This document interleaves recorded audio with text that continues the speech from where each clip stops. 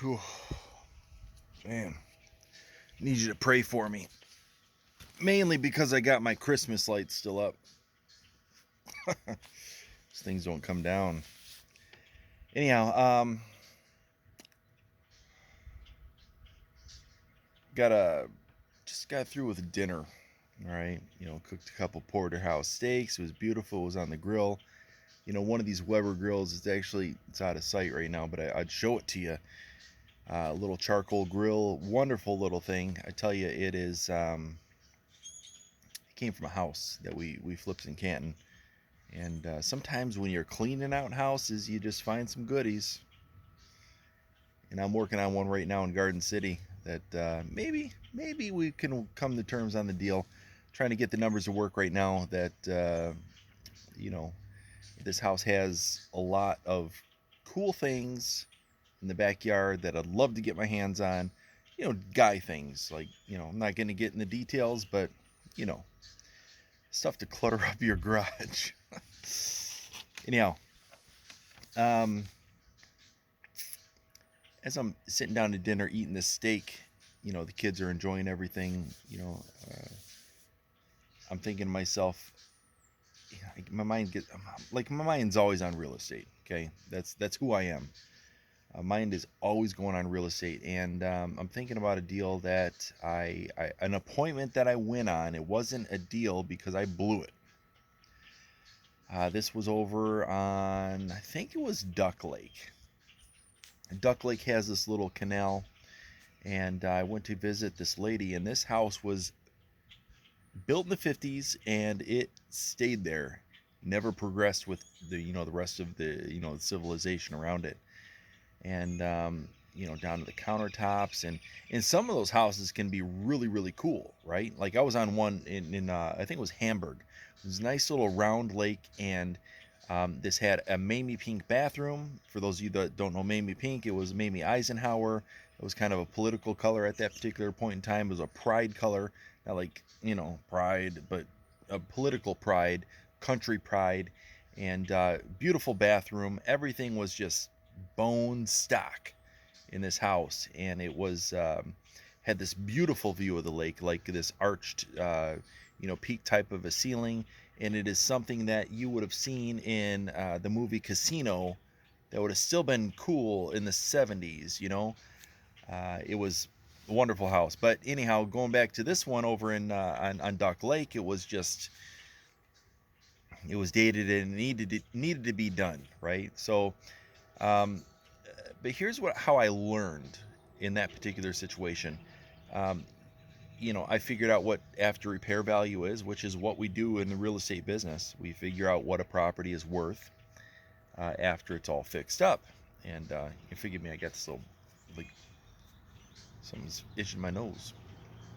Anyhow, uh, the house, it's on a canal.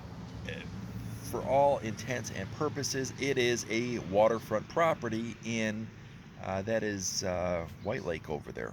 Okay, so what's a waterfront house that is on a crawl space that's about 1,500 square feet with a garage? What's something like that worth on a nice lake like Duck Lake? Okay, no, it's not White Lake, it's Duck Lake, which is a little bit smaller, but still, it's one of the spots you want to be in this Highland and White Lake area. So, um, I'm trying to figure out the ARV, and I think might have been like I don't know, $300,000 at that particular point in time. $300,000, 250 maybe. Yeah, 250, because that would make sense with what I'm thinking of. Because you go through a total rehab, and when you're looking at rehab numbers on a house, if it needs a whole complete gut job, like it needs a bathroom, all the bathrooms need to be done, kitchen needs to be done, paint, walls, flooring, trim, that sort of thing, that's going to be about $35 a square foot in today's numbers. Okay, and back when I was at this appointment, I don't even know what year it was, to be honest with you. I was figuring about $30 a square foot. So let me speed this story up. Figuring it's maybe worth about $250,000. Right now, it's no question a $400,000 house because people are going nuts. In fact, there's a house right down the road from me.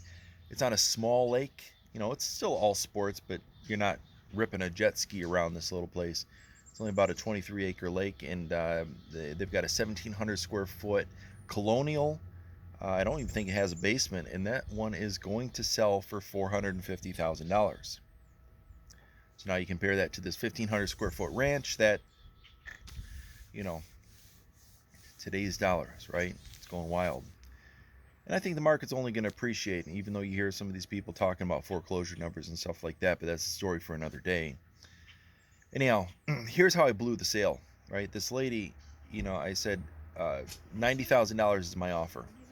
Okay, 90,000 is what I am going to offer you for this place, and I should have bid something over $100,000 in hindsight. So now I gave her the offer, and she was quiet. I got ghosted, as the kids say. Um, you know, what do you do? You know, the kids interrupt the video, and you're over here, and you're like, ah, man, how could I have done better in this situation? $90,000.